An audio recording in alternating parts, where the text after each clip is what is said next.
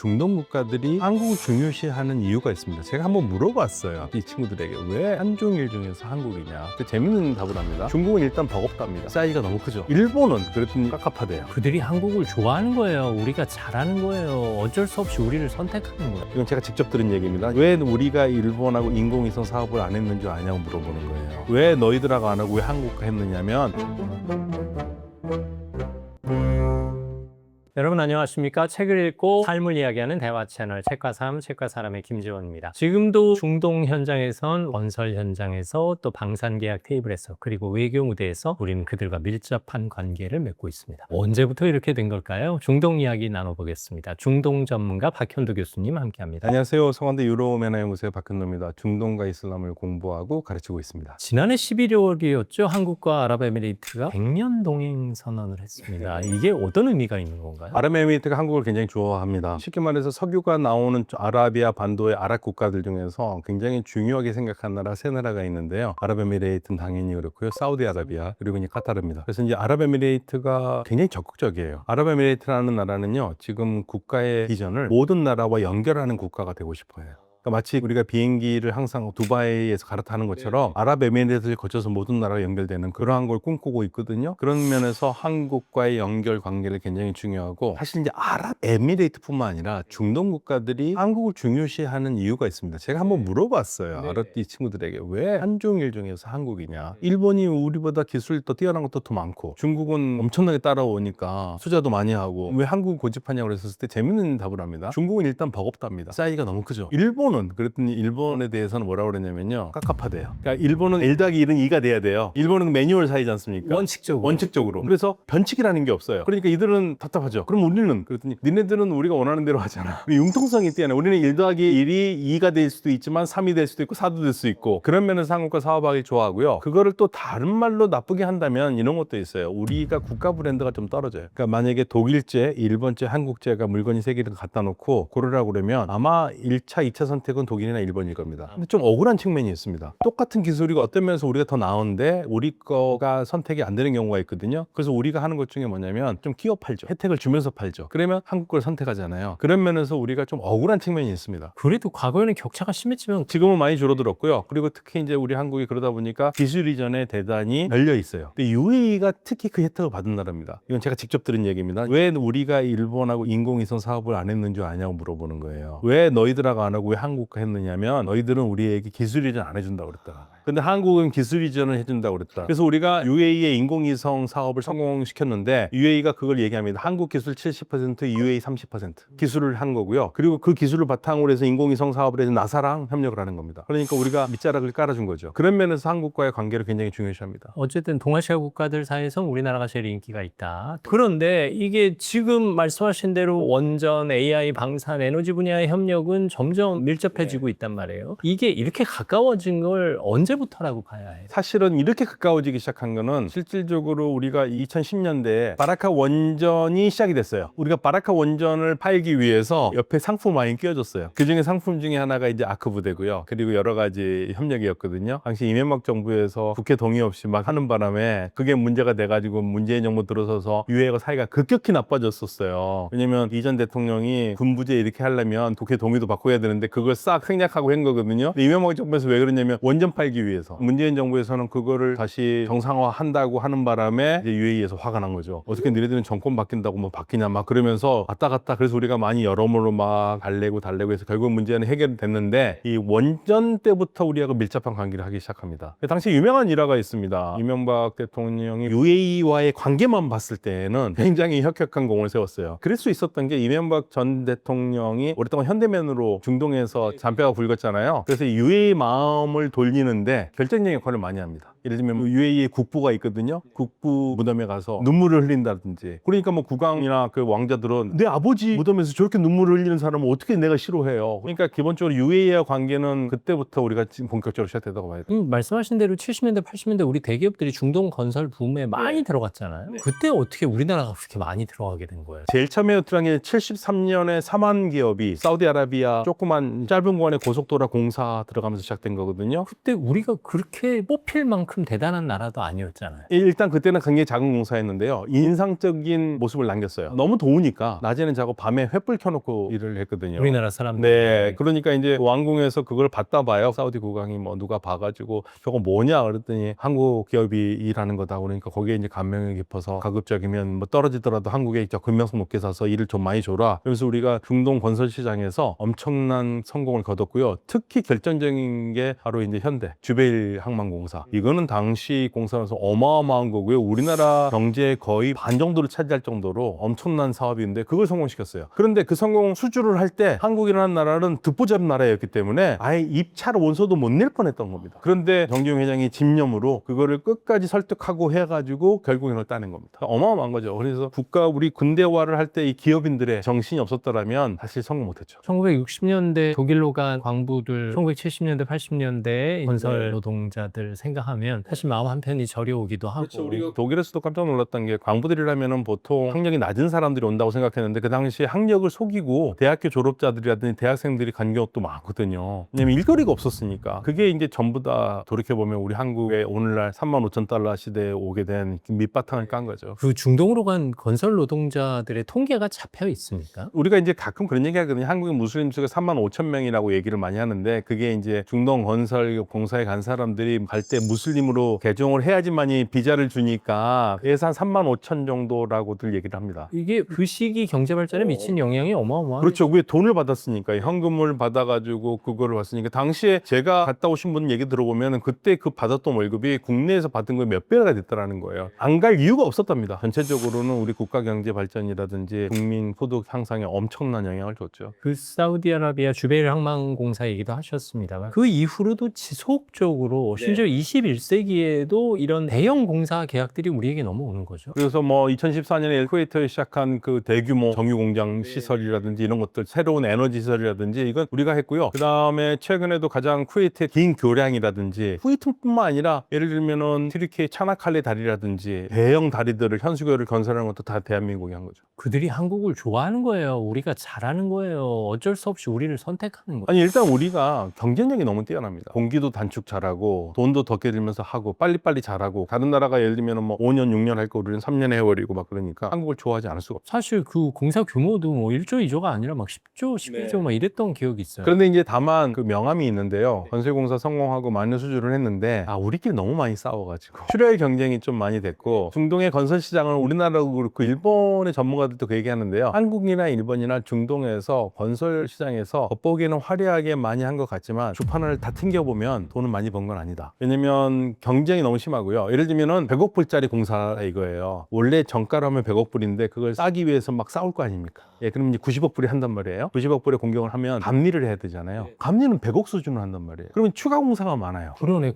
예, 그래서 실질적으로 다 계산해 보면 밑지는 공사는 많았다. 그래서 저도 이제 물어봤습니다. 아니 밑지는 공사를 왜 그때 그렇게 했어요? 그러면 그게 박 교수 말이 맞는데 그게 회사를 가려면 그렇게 해서라도 인력을 돌릴 수밖에 없기 때문에 뭐라도 하긴 해요. 뭐하긴 해야 되고 그래서 그랬다고 얘기를 하더라고요. 근데 우리나라 사람들은 왜 늘 그럴까요? 그래서 사실 일본 건설회사들이 좀 의아해했던 게 일본은 이렇게 하면은 몇 개 회사끼리 결정해 이번에 누가 나가라 뭐 이렇게 했는데 왜 한국은 왜 자기네끼리 저렇게 싸우는지 모르겠다고 그런 얘기를 한 적이 있었습니다. 그것도 이제 하나의 문화인 거겠죠. 네. 우리 한국 사람들의 특징이죠. 경쟁심 강하고 세계에서 아마 불만이 많은 국민 투표를 하면 대한민국이 압도적인 1등을 차지 않을까라는 정도로 불만이 많다는 얘기는 개선을 하려는 의지가 있는 거죠. 그런 면에서 뭐 또 좋게도 볼 수 있어요. 사실 불만 없는 공동체는 발전을 안 한대요. 네, 근데 중동에서 불만이 굉장히 많은 국가 국민이 있습니다. 우리하고 거의 세계 1, 2등은 다퉈요. 어디에? 이란입니다. 이란이 아마 잘 될 거라고 생각합니다. 그게 뭐 어떤 문화적 배경이 있는 건가요? 그러니까 이란 사람들도 한국처럼 교육열이 굉장히 높아요.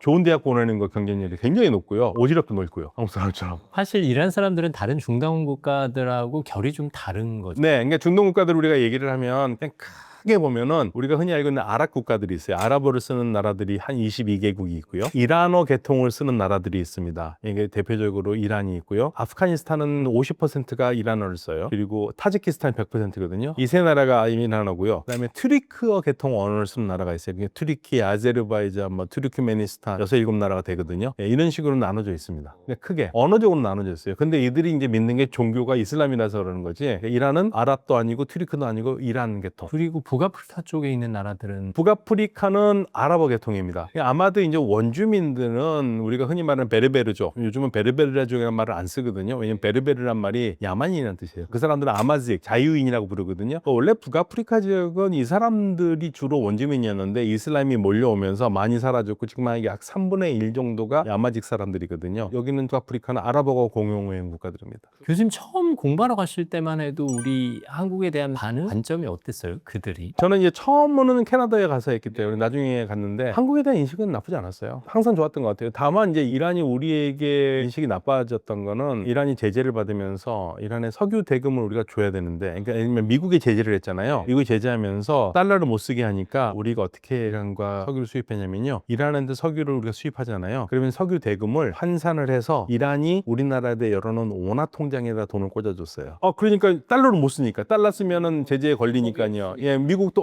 이거 한국이 좀 잘하는 거다 뭐 그래가지고 박수를 굉장히 쳤는데 문제는 뭐냐면 그게 트럼프 대통령이 들었으면서 아예 그냥 막아버렸거든요. 예, 그러니까 이제 우리는 이거 이란 돈이거든요. 그러니까 우리나라의 이란 중앙은행 계좌로 있는 건 이란 돈인데 그게 이란으로 갈 방법이 없는 거예요. 그래서 그것 때문에 우리하고 이란이 상당히 사이가 나빴다가 우리가 이제 다 준 다음부터는 괜찮아요. 근데 그때가 우리하고는 최악이었어요. 그 기간을 빼고는 사실 뭐 트리키예야 뭐 우리와 형제의 나라다 네. 뭐 이런 인식, 뭐 여행 가보면 그 친절함에 감동을 하는데 다른 중동 국가들도 어쨌든 우리와는 비교적 우호적인 관계가 계속 한국과의 관계는 다 좋습니다. 서울 중심가에 테헤란로가 있을 정도면 놀랍죠? 사실은 이제 그거 한번 꼭 얘기를 해야 되는데 우리나라가 그렇게 미국과 친한 나라인데 우리나라 어디에도 미국 도시 이름을 딴 거리가 없어요. 테헤란로가 유일합니다. 제가 봤을 때는. 사실 우리가 웬만해서는 외국 지명으로 안 네. 들여오는데 이 도시 이름의 이란의 수도의 테헤란로를 우리가 만들어줬고 그게 언제였죠? 그게 76년, 77년이었을 겁니다. 자매 결혼 맺은 것도 아니고요. 테헤란 시장이 우리나라에 왔었을 때 그렇게 한 겁니다. 그리고 이란에는 서울로가 있어요. 근데 물론 이제 서울로도 굉장히 좋은 동네에 있거든요. 테헤란도 게임이 안 되죠. 아니 지금 생각해보면 그 시절에는 그렇게 좋지 않았는데 좋아진 셈이네요. 그렇죠. 제가 어렸을 때만 해도 포장하고 있었던 데고요. 거기 걸어 다니느라 너무 힘들었거든요. 먼지 쓰고 다니고. 근데 거기가 그렇게 될 줄 몰랐죠. 그래서 지금 이란 사람들이 한국에 오면 그 테헤란로 돌 있잖아요. 거기서 사진 찍는 게 하나의 엄청나게 큰 일입니다. 이게 나름 관광산업에 기여하는 바도 있군요. 네, 그래서 이제 일설에 따르면 다른 아랍 국가에서도 우리도 여기 서울에다가 도시 이름을 좀 넣어달라. 이제 그런 얘기도 있었다고 얘기 들었어요. 붙여줘도 괜찮을 것 같은데. 이게 뭐 일종의 외교라면 네. 뭘 못하겠습니까? 네. 사실 이게 그들이 우리 K컬처 좋아하잖아요. 좋아하죠. 네네. 제가요. 저는 사실 좀 부끄러운 얘기지만 블랙핑크가 뭔지 몰랐어요. 그래서 근데 그때 제가 사우디의 카운터파트였던 법무부 전 상무가 좀 친하게 지내서 만났는데 자기 핸드폰에 자기 딸이 블랙핑크의 노래에 맞춰서 춤추는 걸 보여주더라고요. 굉장히 잘 춰요. 한 6, 7살짜리 애인데 그래서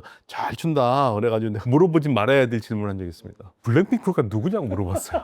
제가. 그래서 저를 보니 깜짝 놀라서 보이면서 저보고 북한에서 왔냐고 물어보더라고요. 이 블랙핑크가 어마어마했습니다. 그때가 마침 블랙핑크가 리야드에서 공연을 할 때였나 봐요. 그래서 리야드에 그 킹덤 타워가 있거든요. 거기에 이제 불이 블랙핑크 색깔로 막 바뀌고 계속적으로. 블랙핑크 BTS 인기 대단하고요. 그전에는 그렇게까지 아니었는데 제가 가면 코리아 꾸리 막 이런 식으로 한국에서 왔냐고 그러고. 한동안 한국 드라마도 그쪽에서 꽤 많이 한국 드라마도 많고요. 특히 한국 드라마 하면은 이제 이란이 압도적이었거든요. 이란의 송일국 씨가 주연했던 주몽, 그다음에 이영애 씨의 대장금. 그러니까 아마도 이제 이란 시장이 열리잖아요. 그럼 우리 기업이 이제 이영애 씨와 송일국 씨를 앞장 세우고 들어갈 거예요. 너무 좋아해요. 어느 정도로 좋아하냐면 이 프로의 시청률이 90%라고 그러는데 근데 그 나머지 10%는 뭐냐? 원래 안 보는 사람들이래. TV를. 그러니까 100% 다 봤다는 얘기고요. 근데 왜 그게 인기가 있었냐면 이란에서 특히 일단은 이 둘 다 모티브가 역경을 딛고 일어난 성공한 사람이잖아요. 그 이란의 신화하고 굉장히 맞아떨어지고요. 두 번째로는 여기에 야한 장면이 없어요. 남녀가 뽀뽀하거나 그래가지고 잘라낼 게 없어요. 잘라낼 게. 그들 문화에서는 그럼요. 배격되는 거. 어느 정도로 그 이란이 거기에 민감하냐면요. 그 전에 제가 비행기에서 우리 위안부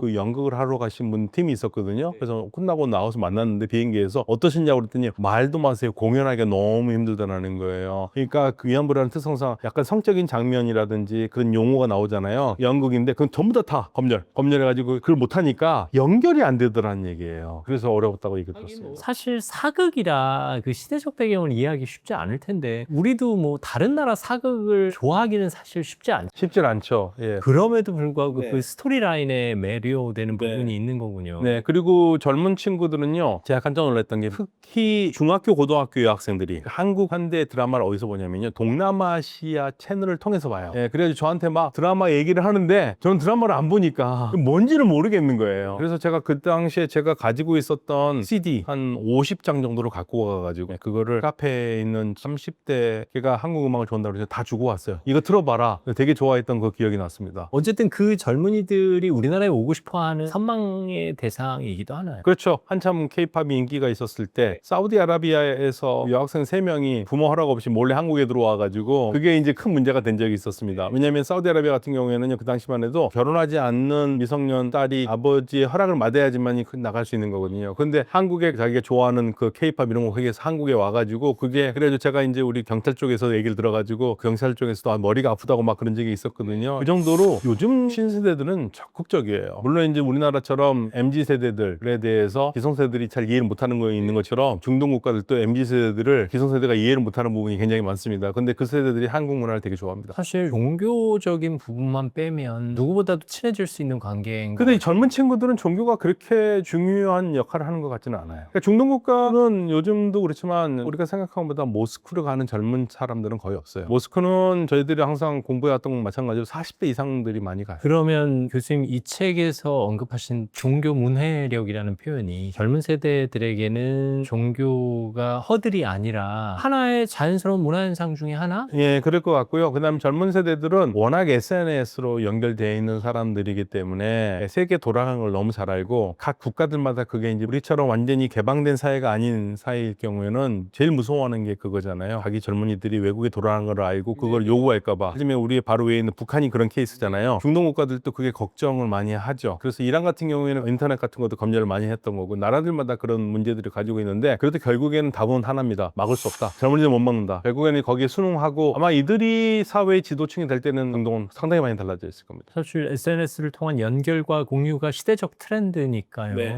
이걸 뭐 막거나 넘어설 수는 없는 거겠죠. 네. 우리와 우호적인 관계에 있는 그들, 중동 시장에도 또 변화의 바람이 불고 있는 이유 중에 하나가 중국에서 저가 수주를 많이 한다고 들었습니다. 이게 낮은 가격으로 치고 들어가면 또 변동성이 있지 않을까 싶기도 하고요. 사실은 이제 중동에서의 중국의 위상이 갈수록 높아져서 우리의 큰 고민이기도 합니다. 10여 년 전만 해도 예를 들면 이란에서 제 지인이 중국차를 샀는데 제가 이왕이면 좀 다른 거 사지 왜 중국차 사는 게 가격 경쟁이 너무 뛰어났어요. 제가 이제 그 차를 타보고 느낀 건데 문 닫힐 때 이 단차가 있더라고요. 그래서 아직 멀었구나 걱정을 그때 안 했었는데 최근에 쿠웨이트라든지 이렇게 갔다 보면 중국차들이 굉장히 많거든요. 여기 상전백회입니다. 예, 그러니까 가솔린 차는 중국이 안 돼요. 근데 이제 전기차로 완전히 갈아탔잖아요. 어차피 가솔린은 안 된다고 생각하기 때문에. 근데 이 전기차의 발전이 너무 빨라. 그리고 제가 쿠웨이트 교민들한테도 들은 얘기인데 이제는 한국 차를 보기가 쉽지 않다는 얘기예요. 싸니까 중국 차를 쓰고 고장나면 버리고 다른 게 사는 게 더 낫다 이거예요. 그래서 우리가 이 중동에서 서 있을 수 있는 시간이 이렇게 많이 안 남았구나. 그럼 우리는 어떻게 이거를 타개를 하면서 가야 될 것인가가 이제 우리 기업들이 가지고 있는 고민이죠. 중국이 저가 수준을 하고 있고 우리가 품질은 더 나아서 결국에 우리가 더 나을 거라고 생각을 하고 있지만 일단 돈이 없을 경우에는 맡길 수밖에 없는 상황이 되거든요. 그래서 경쟁 상대에서 인건비 싸움에서는 못 이깁니다. 고부가 가치로 갈 수밖에 없는 우리에게는 고민이 있습니다. 그럼 우리는 어떤 전략으로 승부를 보는 게 좋을까요? 제가 한 몇 년 전에 저희 팀이 두바이 가가지고 중국을 알고 싶어하는 모 국가의 사람들에게 중국에 대해서 얘기를 한 적이 있어요. 근데 우리가 중국에 대해서 약간 부정적으로 얘기를 한 적이 있었거든요. 그런데 저희가 그때 깨달은 게 있습니다. 부정적으로 얘기하지 말자. 긍정적으로 얘기를 하고 그 대신 우리가 이런 점이 더 낫다라는 거를 부각하는 게 더 낫겠구나. 왜냐면 이들은 중국에 대해서 잘 몰라요. 그러니까 우리는 이제 우리가 안다는 얘기는 한국이나 일본은 중국과 오랫동안 살아왔기 때문에 중국에 대해서 역사적으로 얽힌 게 또 많고 또 우리가 그래서 주관적으로 보는 눈이 있을 거 아닙니까? 근데 이들 국가들은 중국이라는 나라를 이젠 겪어보기 시작하는 거거든요. 예, 그리고 좋은 의미를 겪어요. 그러니까 한국이나 일본이 생각하는 중국과 중동이 생각하는 중국은 완전히 달라요. 그래서 그런 부분에 괴리가 분명히 있는 거고 그리고 중국이 이전과는 달리 기술력이 너무 뛰어납니다. 제가 90년대 캐나다에서 굉장히 좋은 대학에서 공부를 했는데 그 당시에 캐나다뿐만 아니라 미국의 모든 좋은 대학들의 이공계에는 정말 중국 사람들 많았어요. 제가 그때 어떤 생각을 했냐면 야 얘네들이 진짜 나중에 중국으로 돌아간다고 생각하면 이거는 어마어마한 일이다 생각했거든요. 그 당시만 해도 중국 친구들 없으면 실험실 못 돌린다는 얘기가 나왔을 정도거든요. 있거든요. 그런 세상이 지금 오는 것 같아요. 많은 부분에서 중국이 앞장서 갖고 있는 부분이 있어서 이게 이제 우리의 고민이고, 우리는 상대적으로 더 나은 방법으로 갈 길을 찾아야 되는데 그 부분에 뾰족한 수가 있는지 자신이 좀 없고요. 그리고 저는 개인적으로 요즘 계속적으로 하는 얘기인데, 우리가 중동 국가들과 기술 협력을 한다고 그랬었을 때 좋기는 한데, 제가 걱정하는 부분은 바로 기술 누출입니다. 우리나라의 사법 체계상 산업 스파이들에 대한 처벌이 너무 약해요. 예, 우리 한국 사람들이, 특히 그 산업 스파이들이 한국 사람들이에요. 한국 사람 돈 많이 준다고 넘기고 그러거든요. 그럴 경우에 그냥 저는 그냥 애누리 없이 우리 국회나 사법부에서 그냥 무조건 산업 스파이는 500년. 예, 그런 다 했어야 되는데 지금은 너무 형벌이 약하다 보니까 기술을 넘겨주고 좀만 살고 나면 평생 걱정 없이 먹고 살죠. 예, 그런 건 없어져야 되는데, 근데 지금 현재 우리 기술 탐내는 나라가 많기 때문에 그런 부분에서 좀 보완이 필요하다고 생각합니다. 어떻게든 내부에선 사람 관리를 좀 해야 되고, 이제 바깥에서는 네거티브 전략은 이제 안 통한다. 네가티브 전략 안 통합니다. 왜냐면 중국이 그러기에는 만만치 않은 상대로 올라가고 사실 있습니다. 우리가 알고 있는 중국은 과거의 중국일 가능성이 높죠. 이번에 미국 이란 전쟁에서 놀라운 것 중에 하나 있죠. 1차 전쟁에서는요, 이란이 미국의 GPS를 썼거든요. 그러다 보니까 미사일의 그 오차 범위가 한 번 쏘면 500에서 1000m 정도 차이가 났었어요. 근데 작년에 6월 전쟁 끝난 다음에 7월부터는 미국 GPS를 버리고 중국의 베이두 위성을 쓰기 시작합니다. 이번 전쟁에서 어마어마했습니다. 너무 정확하게 지점을 잘 찾았고요. 그리고 뭐 미국의 언론에 따르면 목표물의 좌표를 러시아가 정확하게 찍어줘서 위치 장치가 중국의 베이두 위성에 영향을 받고, 그러다 보니까 거의 오발이 없다는 얘기예요. 격추되는 거는 있어도 떨어지는 거는 전부 다 오발이 아니라 정확하게 꽂혔다는 거예요. 저는 이게 중국의 기술이라고 생각합니다. 그래서 그런 부분에서 우리가 정신 번쩍 차려야 되는 측면이 많습니다. 교수님 오늘 친절한 설명해 주셔서 우리가 세계를 보는 눈이 훨씬 더 넓어졌습니다. 함께 해주셔서 감사합니다. 중동 전문가 박현도 교수와 함께 했습니다. 말씀 감사합니다. 반세기 전 모래 사막에서 땀 흘렸던 한국인들이 있었기에 우리는 중동과 지금 이런 관계를 유지하고 있습니다. 새삼 감사의 마음을 가져봅니다. 애 많이 쓰셨습니다. 책과 삶이 여러분의 노고를 치하합니다. 다음 시간에 또 여러분 곁에 있겠습니다. 오늘도 감사합니다.